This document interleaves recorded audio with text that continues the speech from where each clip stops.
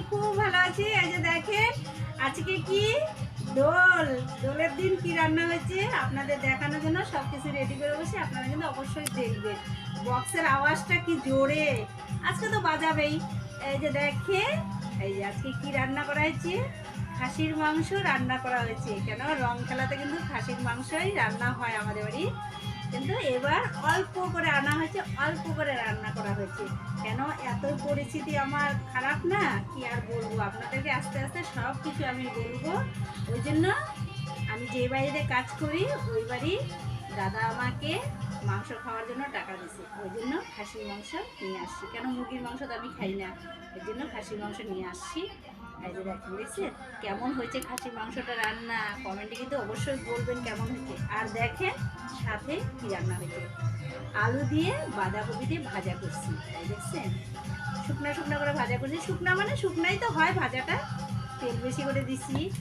আর হলো এখানে এই যে গরম গরম ভাত। আমার আওয়াজটা কি শোনা যাচ্ছে? যে বক্সের আওয়াজ, এই যে থালা নিয়ে বসছি ভাত কিন্তু রেডি করতেছি। আজকে তো ছুটি আমার, ওই জন্য দেরি করে রান্না খাওয়া। মাংস আনতে গেছি, সেখানেও ভিড়, ওই জন্য আরও দেরি হয়ে গেছে। আর তার মধ্যে আজকে ছুটি তো, হ্যাঁ কিছু ব্যাপার নেই, ধীরে সুস্থে করবো, খাবো। কারণ এবারের জন্য অল্প করেই মাংস আনা হয়েছে। কারণ আমার ওই বাড়ির দিদি জানে যে সাবিত্রী মুরগির মাংস খায় না। আর এবার পরিস্থিতিটা আমার এতই অবস্থা খারাপ, আপনাদেরকে আস্তে আস্তে আমি সব বলবো, সব কথাই তো আপনাদের সঙ্গে শেয়ার করি।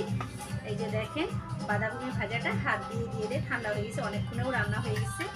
পাশে বাড়ি কাকিমা আসলো, গল্প করলাম, কেন আজকে ছুটি আমার, ওই জন্য গল্প টল্প করে এখন ভাবতেছি না রান্নার ভিডিওটা আপনাদের সঙ্গে আগে শেয়ার করি, তারপরে সব কাজ। কারণ রং তো খেলতে যাব না, রং আমার এমনিতে সহ্য হয় না, এমনিতেও এবার আমার শরীরের পরিস্থিতি অত ভালো না, কারণ পক্স হওয়ার পর থেকে এত সমস্যা। ওই জন্য এই যে দেখেন মাংসটাও দিয়েই দিই থালাতে, খাসির মাংসের ঝোলটাই টেস্টি না। এই যে দেখেন থালাতে দিয়ে দিচ্ছি। আমার ভিডিওটা ভালো লাগলে লাইক শেয়ার কমেন্ট অবশ্যই করুন, ফলো করতে ভুলবেন না, ফলোটা একটু বেশি বেশি করবেন।